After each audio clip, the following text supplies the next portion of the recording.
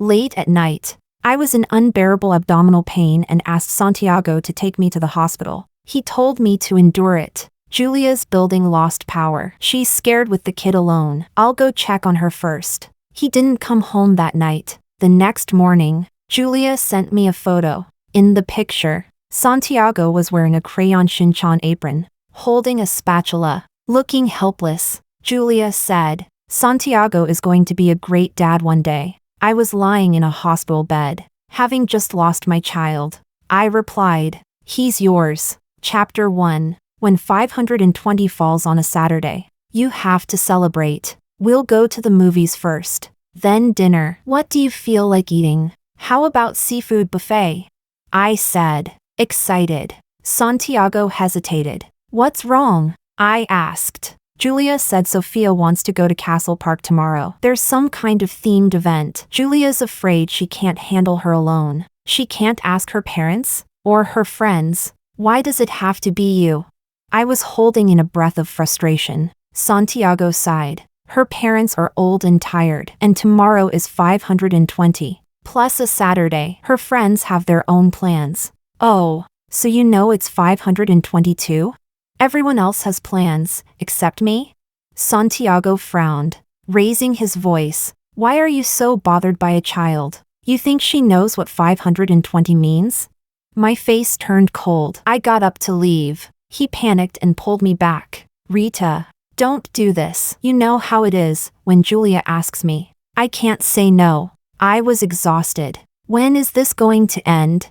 Santiago said. When Sophia grows up and Julia gets used to doing things alone. Even he didn't believe himself. And I had nowhere to place my anger. So I gave in again. Forget it. It's ruined. Chapter 2. My husband spent 520 with another woman. I couldn't get mad, couldn't complain. I even had to smile and act supportive. They had a great time, and even ate the seafood buffet I wanted.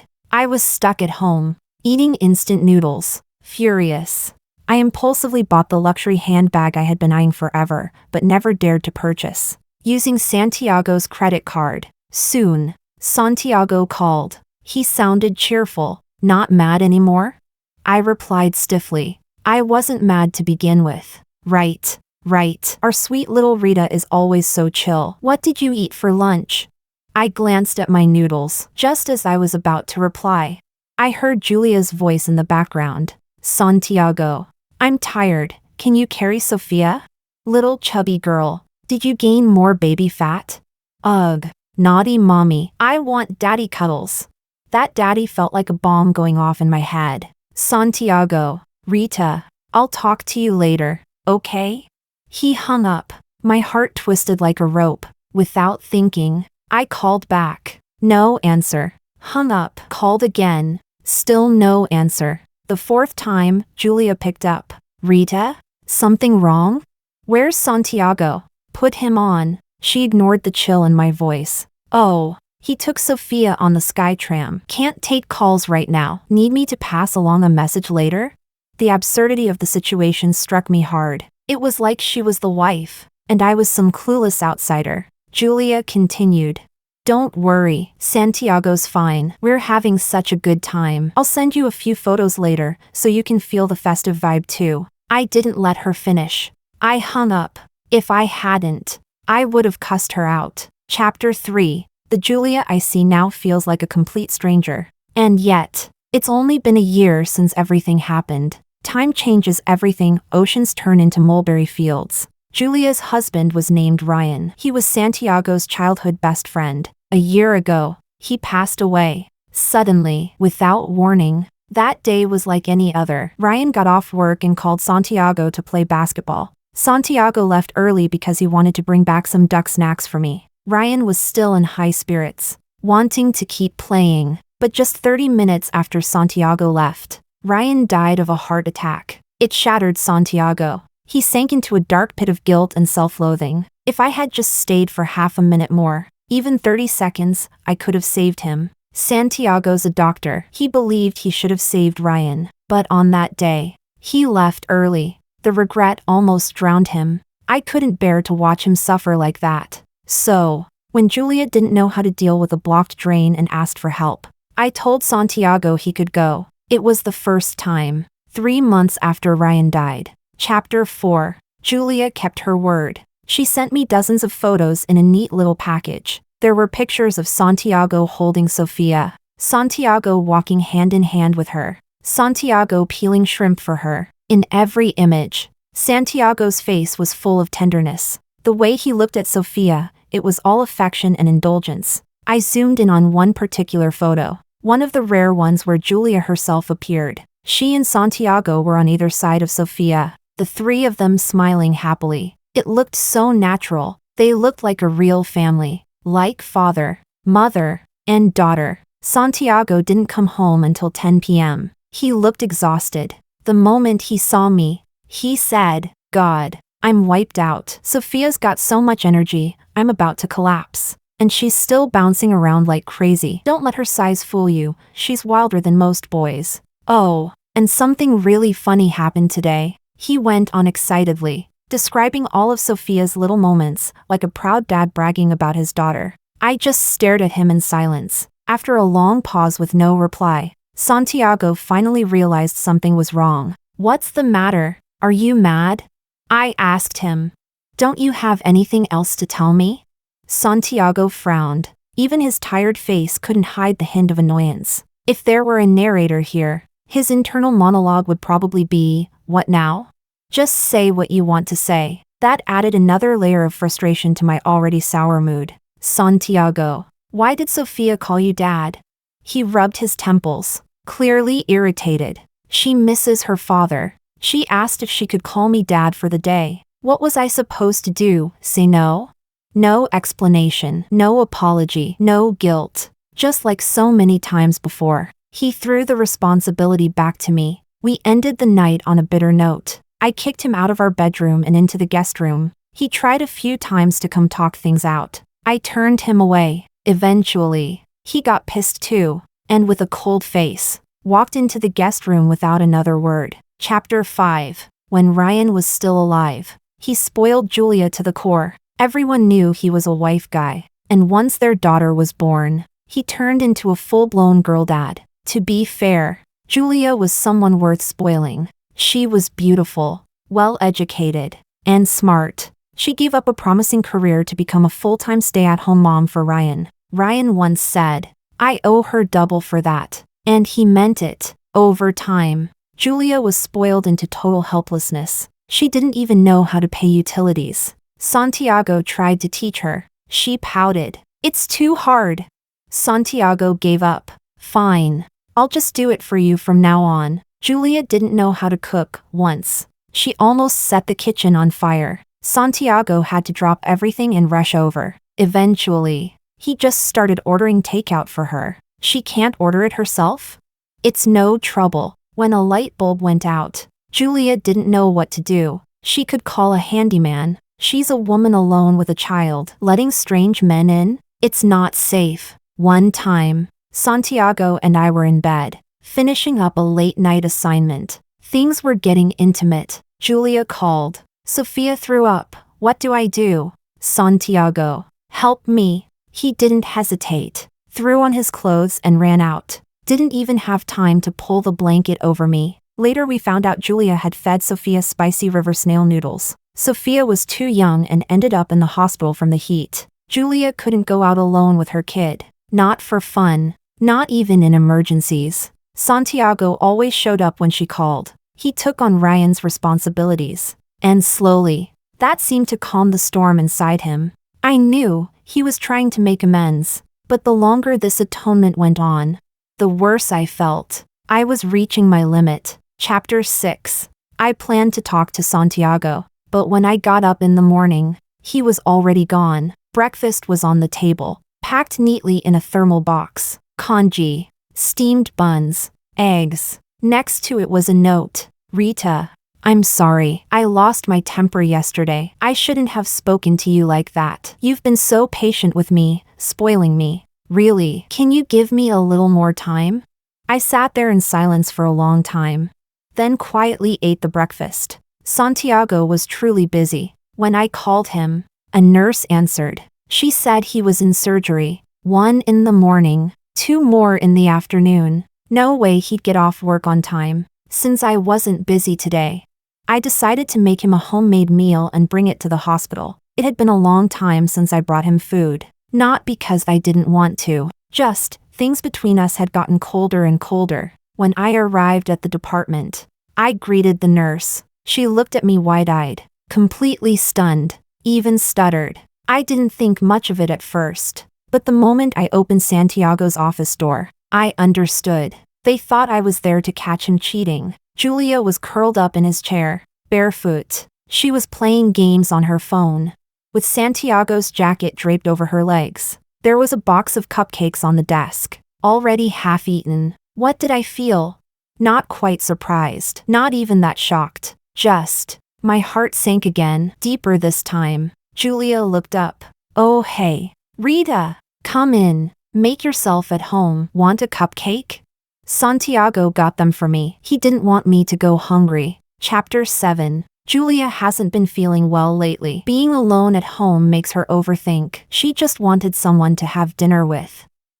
I couldn't say no. That's the explanation I got. After waiting an hour. At this point, I can't even tell where Santiago's boundaries are anymore. Today it's dinner in your office. Tomorrow what? Bring her home? And the day after that? Why not just give her half the bed too? Santiago frowned. What kind of nonsense is that? I sighed. Sometimes, you really bring the punishment onto yourself. This morning, you asked me to give you time. Here's my answer, no. I got up to leave. Santiago grabbed my wrist. What does that mean? It means, Santiago, either you kick Julia out of our life, or I kick you out. You choose. His eyes burned with anger. He stared at me. So I guess you're forcing me now? I clenched my teeth. Forcing you? When you said you wanted to give them, an abandoned widow and child, 200,000 yuan. I agreed without even blinking. For the past 6 months, thanks to Julia, I've basically lived like a single woman in a dead marriage. What more do you want from me? Santiago, I've tolerated enough. It's time you made a decision. I don't get it. He growled. Ryan's gone. I just wanted to help his family. Why is that so unbearable to you? Nothing's going on between me and Julia. Why are you blowing this out of proportion? I looked at him, full of disappointment. I never thought he'd play dumb this convincingly. Let go. Santiago's face went cold, but instead of releasing me, his grip tightened. Disgust rose in my throat. I said let go. I struggled, then suddenly turned my head and threw up. Santiago panicked, trying to hold me. What's wrong? Are you sick? Breathless, I said through gritted teeth. I'm fine, just sick of your bullshit. Santiago's grip tightened again, this time, digging painfully into my shoulder. Chapter 8. Santiago and I entered a Cold War. But, he seemed to be changing. He still left early and came back late. I didn't know what he was really like at the hospital. But at home, no more midnight calls. No more sudden disappearances. Still, I didn't feel better. It felt like something heavy was pressing down on my chest. Sometimes I could barely breathe. I didn't know what was wrong with me. I'm not a fragile, emotional person. If I were, I wouldn't have tolerated Santiago for so long. But Julia, she had truly pushed me to my limit. One day, I lay in bed, feeling suffocated, half asleep. I heard the bedroom door open. Santiago walked in. Moments later, the bed dipped beside me. He slipped under the blanket and wrapped his arms around me. I opened my eyes. His face was pressed against my back. He whispered, muffled, "Don't be mad at me, I'll change." He promised. He wouldn't let Julia into his office again, wouldn't order food for her, wouldn't go to her house alone. And if he had to go, he'd take me along. He swore he'd phase Julia out of our life. So when Julia called again, said her water pipes burst and she didn't know what to do, I went with Santiago to her place. Julia opened the door quickly. She was soaked, wearing a fiery red silk camisole, clinging to her skin. Nothing underneath, everything visible. Before I could react, she hugged herself and screamed, like I was the intruding stranger, like I was the threat. I turned cold, grabbed Santiago and walked away. How many times has this happened? What are you talking about? She shows up in revealing clothes in front of you. How many times now? Santiago went silent. I'm just trying to help. Why do you have to twist it into something dirty? Oh, so I'm the dirty one now. Santiago, let's get divorced. What? Suddenly. You just feel dirty to me. I don't know when it started. But being near you makes my skin crawl. Chapter 9. In the end, Santiago didn't go upstairs, but he did call building maintenance. See? That easy. We went home in silence. Santiago said, Rita, can we talk? I shook my head, too tired, worn out, inside and out. Tomorrow. I fell into a heavy, foggy sleep. In the middle of the night, a sharp, twisting pain in my stomach jolted me awake. It was excruciating. Cold sweat poured down my back. Santiago. Santiago. I whispered his name, unsure if I was even making a sound. Then, Santiago pushed open the bedroom door. I didn't notice, in my pain, that he was fully dressed. I grabbed his hand. Santiago. My stomach hurts. Take me to the hospital. But he pulled his hand away. Stomach pain? Rita, just hold on. I'll take you later. Julia's neighborhood has a power outage. Sophia's terrified. She's having night terrors again. I have to go check on her. Santiago, take me to the hospital. I didn't know how serious it was. Only that something in me was screaming, go now. Santiago brushed my hand off. Be reasonable. Sophia's Ryan's only child in this world. Do you have to compete with her? Then he walked out. Didn't look at my ghost white face. Didn't care about my trembling pleas. My heart dropped. Shattered. Ah. A sharp cry tore from my throat. I threw off the blanket and saw red everywhere. I called a local rideshare. The couple who drove me didn't even blink at the blood. They rushed me to the hospital. I lost the baby. My first child. Came and went without a sound. I asked the doctor why. She gently said, your body made the decision for you. You're not in a good condition to carry a pregnancy right now. It was trying to protect you. So that's how it is. Turns out the only one who protects me is me. I drifted in and out of consciousness. At some point, I replied to Julia's message, half awake. Didn't care what I said. When I opened my eyes again, Santiago was standing beside my bed, his face haggard, eyes bloodshot. I wasn't surprised. This was his hospital. Plenty of people here had seen me. Someone would have told him. Santiago gripped my hand, trembling. Rita, it's okay. We'll have another baby. I pulled my hand away, cold as stone. Santiago. Let's get a divorce. His face twitched. Rita, I'm sorry. I messed up. I didn't know it was that serious. Please, give me another chance. Santiago. Divorce. He refused. When I was discharged, he brought me home himself, took a full vacation just to care for me. Sweet, attentive, responsible. I accepted it calmly. I lost his child. This was the least he could do. And he is a doctor. He knows how to take care of someone properly. It was during this recovery that I learned. Santiago could cook, but he didn't learn for me. And the first meal he ever made wasn't for me either. He said a lot of things. He begged, promised, swore he'd never help Julia again, said he just wanted to live a normal life with me. But I'd let go. People never leave until that last straw breaks their back. Why didn't I leave sooner? Even though I knew this was coming? Because I loved him, and unless that love is burned to ashes, you never really walk away. Well, now it's ash. There's only one thing left to say to Santiago. Let's get a divorce. He collapsed emotionally, devastated, at a loss. That's when Julia showed up. She said she wanted to talk, so I invited her over while Santiago was out grocery shopping. Julia was as polished as ever, wearing a chic designer dress, hair perfectly styled, flawless makeup, fresh manicure. She said, I'm sorry. I didn't mean for you to lose the baby. I chuckled. Are you confessing to something? Should I call the police? Her face stiffened. Say what you came to say. You don't have much time. After a long silence, she spoke. Please let me have Santiago. I can't survive without him. You're not like me. You have a job, a future. I've lost all connection to the world. I'm raising a child. Only Santiago can take care of us. Honestly, I don't understand Julia. She graduated from a top university, worked for a Fortune 500 company. How did she turn into a parasitic vine?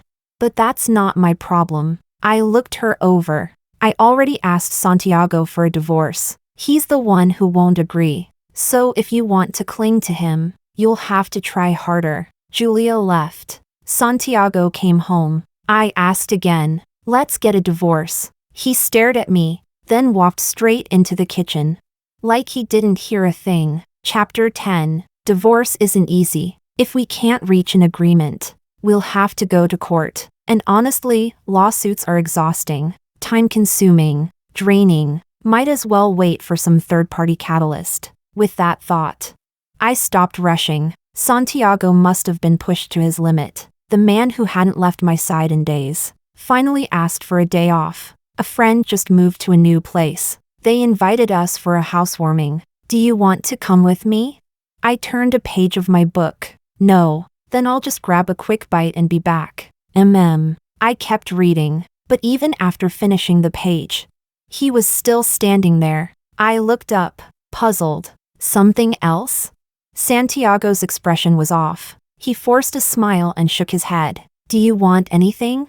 I can bring you something to eat. No need. Okay, I'll be back soon. When the door closed behind him, I put the book down, closed my eyes, exhaled. I knew what he was hoping for. He wanted me to say something, to tell him not to drink, to drive safe, to come home early, like I used to. But what he never realized is that, when he kept leaving early and coming back late for Julia, I took those reminders back. Not because I was strong, but because I was hurt. It became a silent test. If I don't text you, will you reach out first?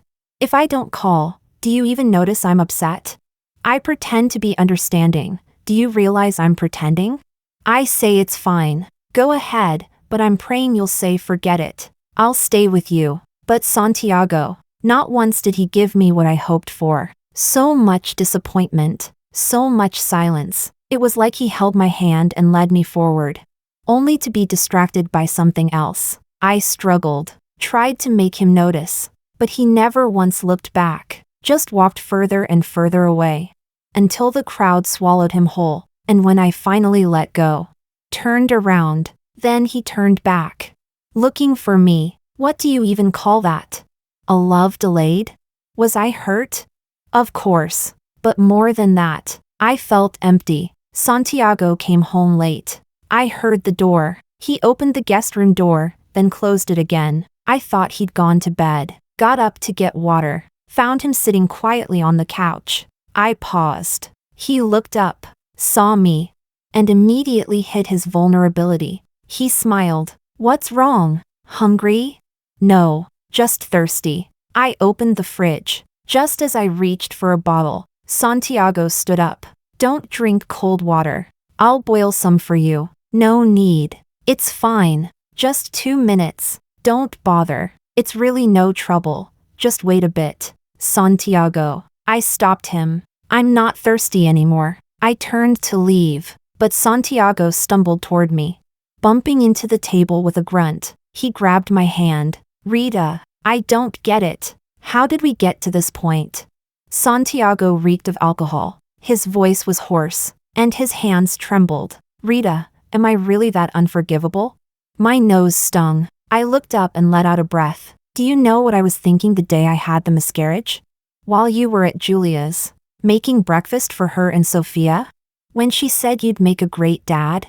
I thought, good thing I lost the baby. A choking sound escaped from Santiago's throat. After the miscarriage, I never talked to him about the baby, because there was nothing to say. He left, before we even knew he existed. Maybe he just knew we weren't fit to be his parents. Santiago, did you ever wonder what would have happened if we hadn't lost the baby? Santiago said nothing. I went on. I probably would have forgiven you. You didn't cheat. Not technically. You didn't cross a clear line. You just kept helping her because you felt bad for her. And once we had a kid, I would have told myself it'll get better. We'd build a future. I would have talked myself into staying. And that would have been the beginning of the end. It wouldn't. Rita, we would have been happy. It's my fault. All of it. I messed up. I failed you. I failed the baby. It's all on me. Santiago muttered stubbornly. Santiago. I asked quietly. If our baby had been born, and one day, Julia's child and ours got sick at the same time, who would you take to the hospital first? I swear, I would. He rushed to answer. I cut him off. You'd take Julia's kid. Because she's helpless. She wouldn't know where to register, where to get the meds. She'd get lost in the hospital. And yes, maybe you'd feel guilty about your own child, but you'd tell yourself, he's my son. I've got a lifetime to make it up to him. And over time, that guilt would fade until it all just became understandable, reasonable, expected. He has a dad. She doesn't. Can't you be the bigger person? She's already pitiful. Why are you making her compete with you? You're already lucky. Why are you being so selfish? A child with a father who feels like they have none, just like me, a wife with a husband who might as well be a ghost. I wouldn't. I'd never do that. Santiago shook his head, panicking. His words weak and hollow. I looked straight at him. No? Then why have you already been doing it? Santiago's face turned ashen. I'll change. Rita, I swear I will. I nodded. I believe you, but I don't dare bet on it. How long does the memory of a miscarriage last? A month? 2?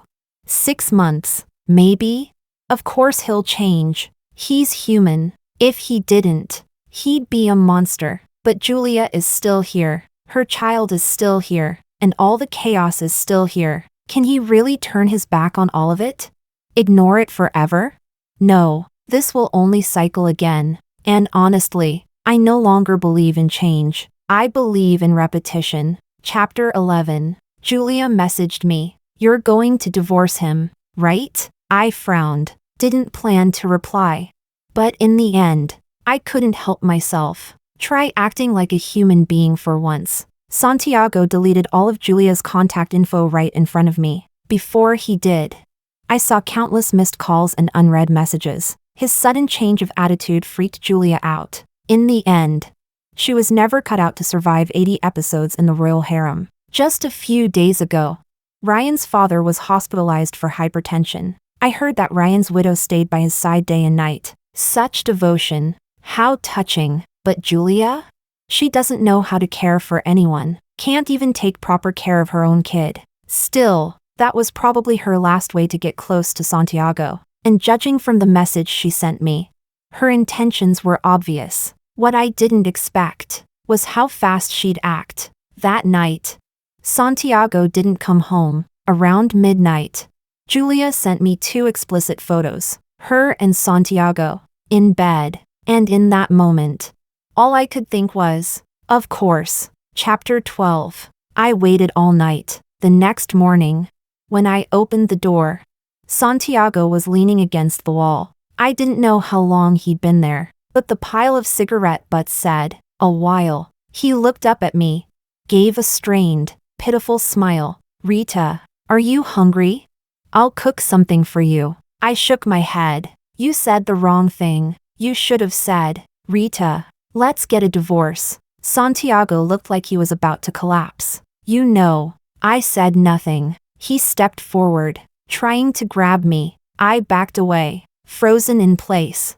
He whispered, I was drunk. Rita, I didn't mean to. I was drunk. I was so tired of his lies. Santiago, you're a doctor. Are you telling me alcohol can now take full control of a man's body and force him to do something he never wanted?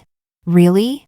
It's just booze. I don't believe in drunk mistakes. I only believe in drunk hookups. Santiago clenched his fists. You wanted this, didn't you? What? Julia showed me your messages. You were provoking her. Hoping she'd do something. You were just waiting for me to screw up, weren't you? It's funny how far disappointment can go before it turns into laughter. So I just had to wait long enough, and you'd fall right into it. Huh? Good. I'm glad I didn't forgive you. Chapter 13. Santiago and I got divorced. He walked away with nothing. Gave me the money, the house, the car. His only request was, Rita, please don't hate me. I said nothing. Hate? That's far too passionate a feeling. I had the car rewrapped. What used to be a sensible black is now a flashy red. I even changed the interior. New seat covers and all. The whole thing looks brand new. One day, I found Santiago's workout equipment in a cabinet. He never used it. Too busy at first with work. And later, with Julia. So I gave it to the high schooler downstairs. He was thrilled. His mom gave me a bag of tomatoes in return. Santiago didn't take his pillow with him. It was a latex one, expensive. Yes, but admittedly comfortable. Still, used is used. I threw it out while I was at it. I changed all the bedding too. Santiago liked dark tones, but me?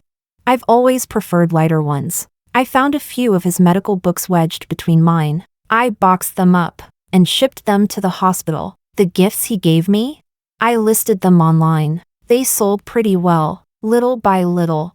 I scrubbed all traces of Santiago from my life. I shed quite a few tears in the process. After all, he was the man who walked with me from school uniform to wedding gown. None of this was hard. The hardest part? Our parents. We divorced quietly. And by the time they found out, well, it was too late. His mom and mine both came crying to me. One called me impulsive. The other scolded her son for being immature. I explained our issues. But I didn't mention that Santiago slept with Julia. That was my way of letting him leave with some dignity. But Julia didn't want that. She showed up at Santiago's house demanding marriage. Said if he didn't marry her, she'd make everything public. His parents nearly ended up in the hospital from the stress. My mom changed targets and started cursing out Santiago. But life, it goes on. I go to work alone, come home alone, and slowly learn to enjoy the solitude. Didn't take long to adjust. My mom asked me, "Do you plan to remarry?" I politely declined. Probably not. She started crying again. Said Santiago ruined me. It was exhausting. But what I really wanted to say was, there are so many ways to be happy. Marriage is just the riskiest one. Shoo, that's just how I feel. It doesn't apply to everyone. Chapter 14. Santiago and Julia got married. No wedding, just paperwork. But the people who needed to know, knew. And with that, the gossips started flowing. Some said Santiago's intentions were never pure. He gave Julia 200,000 yuan and bent over backwards to help her. Maybe he was into her from the very beginning. Maybe even when Ryan was still alive. They already weren't so clean. Gossip. You know, it always gets dirtier, never cleaner. Some said Julia was like superglue. Once she stuck to you, there was no peeling her off. Santiago asked for it, ran headfirst into this mess. And now? Well, he got what he wanted. Others actually envy Julia. Being pretty has its perks. One man dies, and another, even better one, takes his place. Living like that? That's winning. Julia, they said, was clever, landed herself a good man. That was the general consensus. But only Julia knew. She wasn't happy. Not at all. She tolerated the no wedding thing. After all, Ryan had only been dead a year. It'd look bad. But what she hadn't expected was that Santiago would make her live in the hospital dorms. He'd given everything to Rita. The house, the car, the money. Rita was ruthless, furious. Julia went to find her. She demanded that Rita renegotiate the property split with Santiago. Rita smiled, cool and calm. Oh, so you'll return the 200,000 yuan Santiago gave you too? Julia, you're such a saint. Julia's chest tightened with rage. She screamed, "You're shameless." Rita's tone didn't change. As long as I still think of you as human. Don't test my patience. Julia was stunned. Rita had never talked to her like that. Back when Julia kept provoking her, Rita hadn't even dared breathe too loudly. Wasn't she the easy one to bully? Why had she changed? Julia didn't know. All the dignity Rita ever gave her was out of respect for Ryan. She was Ryan's widow, the mother of Ryan's only child, and the dead deserve respect. Not just Rita. Everyone treated her that way. Everyone who still spoke to Julia, who made things easier for her, they did it for Ryan, including Santiago. But now, everyone had changed. Those women who used to shop, gossip, and get manicures with her? Gone. When Julia confronted one of them, she said, "We only kept inviting you out because we felt sorry for you, but you seem just fine now." The gym she used to visit for free suddenly refused to let her in. She asked why. The owner smiled awkwardly. "Have Santiago pay for a membership. He's not short on money." Julia was furious, told Santiago everything, hoping for comfort. But Santiago only said, "They were Ryan's friends, not yours." That hit hard. So without Ryan, she didn't have a single friend left. No, wait. She still had Santiago. Santiago was the one person who treated her better than anyone, even better than Ryan. And that was enough. It was okay that he gave up everything. He made good money anyway, enough to support her. Chapter 15. But Santiago had changed too. She wanted to move back into the big house. Santiago refused. That was Ryan's house. "You should sell it and give half the money to Ryan's parents." Julia's eyes widened. "Why would I do that?" "Because it belonged to Ryan. His parents have inheritance rights too. They're only staying quiet because of the child. You should have the decency to do what's right." Julia was furious. She locked herself in the room, hoping Santiago would come comfort her, like he used to. But he didn't. He didn't comfort her, didn't cook for her. When she said she was hungry, Santiago told her to eat at the hospital cafeteria. When she said she didn't like the food there, he told her to order takeout. This wasn't how it was supposed to be. Julia felt tears sting her eyes. Back then, Santiago used to balance her meals. He'd even cook for her sometimes. He had said, "As long as I have time, I'll come cook for you. You still need to eat well." Julia confronted him. Santiago rubbed his temples, visibly exhausted. "That was because I was worried you'd stop taking care of yourself." After losing Ryan so suddenly, Julia had a special ability to ignore everything she didn't want to hear. So she snapped, "So you're not worried about me anymore?" Santiago looked at her strangely. "If you were really grieving, why were you in such a hurry to crawl into my bed?" Chapter 16. This was the life Julia had fought for. And yet, she wasn't happy at all. Santiago was always angry with her. He got mad when she hired a cleaner. He got mad when she sent her clothes to the dry cleaner. He got mad when she asked the maid to cook. He got mad when she didn't pick up Sophia on time. He got mad when she didn't know how to take Sophia to the doctor. But clearly, all of this was Santiago's fault. These used to be his responsibilities. He was the one who was supposed to take care of both her and Sophia. He was the one who gave up. So what was wrong with her hiring help? Was she supposed to do it herself? She didn't know how. Julia decided it was time Santiago learned a lesson. She signed up for a tour group and took off on a spontaneous trip. She had fun, a lot of it, until one day. Her card got declined. Julia froze. She called Santiago, told him to transfer her money. Santiago said coldly, "There's none left." "What do you mean, none left?" "I mean exactly that. There's no money." Julia didn't believe him. She rushed home that very night. She confronted him. "You're not even giving me money anymore?" "Santiago, how could you do this to me?" Santiago's face was blank. "I don't have any." "I don't believe you." Santiago let out a laugh. "I'm a doctor, Julia, just a regular doctor. Why did you ever think I was loaded?" "But before, you clearly..." He cut her off. "That was when I had Rita. She helped carry the burden. What do you do? You're completely useless." Julia had never been spoken to like that before. She screamed. Then I want a divorce.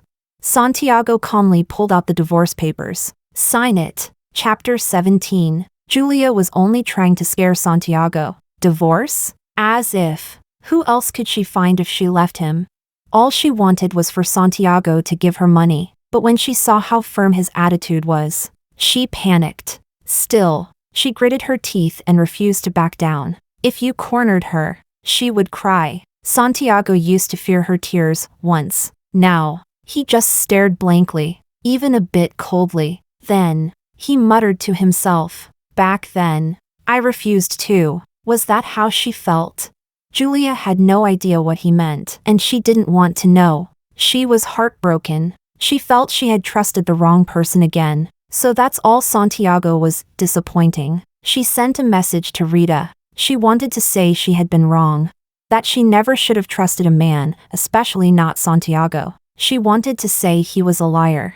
That everything he promised before marriage disappeared right after. She wanted to say she'd find someone better. Someone who, at the very least, wouldn't refuse to give her money. She thought Rita might understand. After all, the one who had always been wrong was Santiago. She typed and deleted, rewrote and edited, until she finally just sent one sentence. Rita, I'll give Santiago back to you. She thought it was the perfect way to open the conversation. She waited for Rita to respond, to ask why. Then she could tell her everything. Maybe Rita would comfort her. Because clearly, Santiago was the one at fault. But once the message was sent, a red exclamation mark appeared. Rita has enabled friend verification. You are not friends yet. Please send a request and wait for approval before chatting. Julia stared at her phone for a long time. Then she slowly looked up, blank, hollow, for the first time.